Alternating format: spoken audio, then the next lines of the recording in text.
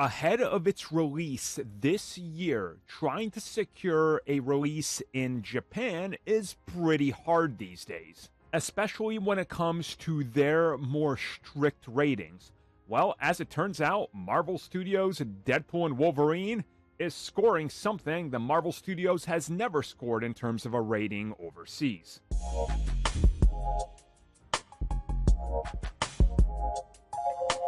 So, in a historic first ever for Marvel Studios, the Japanese Film Ethics Classification and Ratings Organization has given Deadpool and Wolverine a R15+. Now, every single other Marvel Studios film and release in Japan has always secured a G rating, which is a general audience rating, meaning it's suitable for mostly everybody. Obviously, probably not little children in some cases, but generally everybody who's of an age that they can understand a film.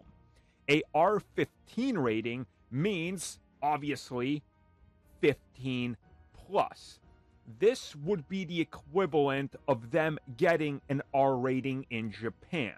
Now, why it's not 18 plus or 17 or whatever your country, your location might consider, it's because of the cultural differences and different things.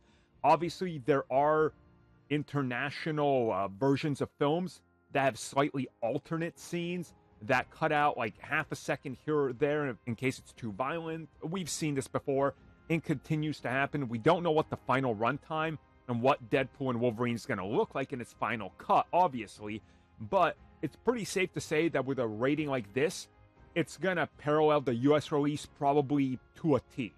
I assume there's not going to be a whole lot changing here, which again shows us that Marvel Studios is sticking to the promise that this will be R-rated and nothing is being held back.